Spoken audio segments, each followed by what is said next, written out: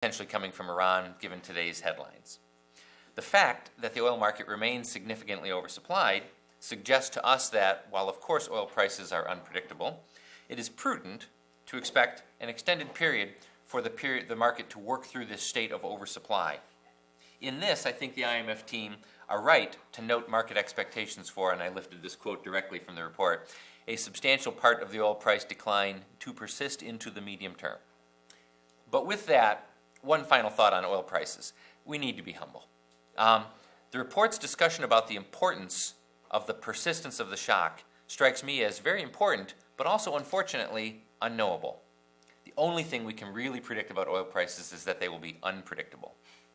And in BP, we actually use a range of long-term oil price assumptions to evaluate potential investments. And I think this might actually be a useful tool from a policy perspective as well. It is important that any policies be either robust across a range of prices or be able to adapt to potentially rapid, significant, and unexpected price changes in the future.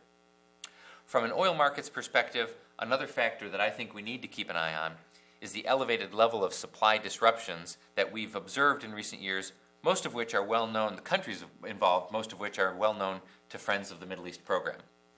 Indeed, our data shows that if we include volumes lost in recent years due to Iran sanctions, that oil supply outages in recent years, largely from the MENA region, have been some of the biggest disruptions the oil market has ever experienced. And I think it is an entirely fair question to ask how lower oil prices might play into the factors that have driven these supply disruptions. Let me turn to the economic implications of lower oil prices. And again, I think the IMF team rightly flags that lower oil prices are likely to be a net positive for the world's economy. But like them, I and many other researchers are very desperately trying to understand how exactly countries and individual consumers choose to save or spend that windfall. I think it's also interesting to think about potential feedback loops of lower oil prices. From a policy perspective, does it feed through, for example, to lower inflation expectations and therefore impact monetary policy? One final theme in the IMF's report that resonates with me is the importance of national policies for pricing fuel for consumers and businesses. And here let me simply observe with some data from this year's edition of the Statistical Review. Over the past decade, global energy consumption has risen at an annual rate of about 2%. But for the world's main oil and gas producers and exporters, it's been a very different story.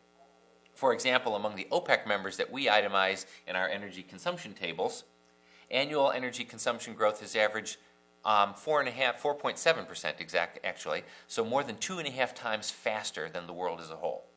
And I know that many of my friends in the energy and economic ministries of these countries are very concerned about the rapid growth of domestic energy consumption and what it means, for example, for the ability to sustain the availability of fuel for export, as well as the broader macroeconomic risks and distortions introduced by that.